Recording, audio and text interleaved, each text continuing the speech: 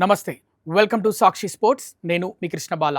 Dubai వేదికగా వచ్చే వారం ప్రారంభం కానున్న మహిళల ఆసియా కప్లో ఒకవేళ భారత జట్టు ఫైనల్కు చేరితే బహుమతి ప్రధానోత్సవం తీవ్ర ఇబ్బందికరంగా మారే అవకాశం కనిపిస్తోంది. ఆసియా క్రికెట్ కౌన్సిల్ చీఫ్గా ఉన్న పాకిస్తాన్కు చెందిన మొహసిన్ నఖ్వీ చేతుల మీదుగా ట్రోఫీని స్వీకరించే అంశం మరోసారి వివాదాస్పదం కానుంది. ఈసారి భారత మహిళల జట్టు ఎలాంటి వైఖరిని ప్రదర్శిస్తుందనే దానిపై సర్వత్రా ఉత్కంఠ నెలకొంది. గతేడాది పహల్గామ్ ఉగ్రదాడి ఘటన తర్వాత నెలకొన్న ఉద్రిక్తతల నేపథ్యంలో భారత పురుషుల జట్టు మొహసిన్ నఖ్వీ నుంచి ఆసియా కప్ ట్రోఫీని స్వీకరించేందుకు నిరాకరించింది. దీంతో ట్రోఫీతో పాటు నఖ్వీ వేదిక నుంచి వెళ్లిపోయారు. ఇప్పటికీ ఆ ట్రోఫీని భారత జట్టుకు అధికారికంగా అందజేయలేదు. ఇప్పుడు మహిళల టోర్నీ నేపథ్యంలో అదే పరిస్థితి పునరావృతం అవుతుందా అనే ఆందోళనలు వ్యక్తమవుతున్నాయి. పాకిస్తాన్ అంతర్గత వ్యవహారాల మంత్రిగా, పాకిస్తాన్ క్రికెట్ బోర్డు చైర్మన్గా కూడా నఖ్వీనే వ్యవహరిస్తుండడం గమనార్హం.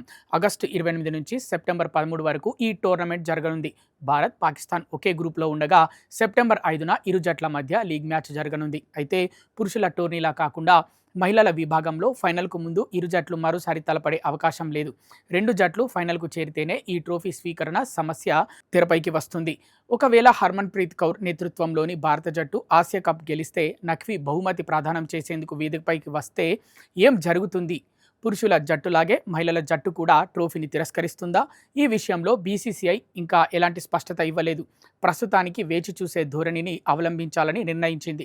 అయితే ఇరు జట్ల క్రీడాకారుల మధ్య ఎలాంటి పలకరింపులు, స్నేహపూర్వక సంభాషణలు ఉండబోవని బోర్డు స్పష్టం చేసింది. వివాదాన్ని నివారించేందుకు నఖ్వీకి బదులుగా మరో ఏసీసీ అధికారి చేతుల మీదుగా ట్రోఫీని ఇప్పించడం ఒక పరిష్కారంగా భావిస్తున్నారు.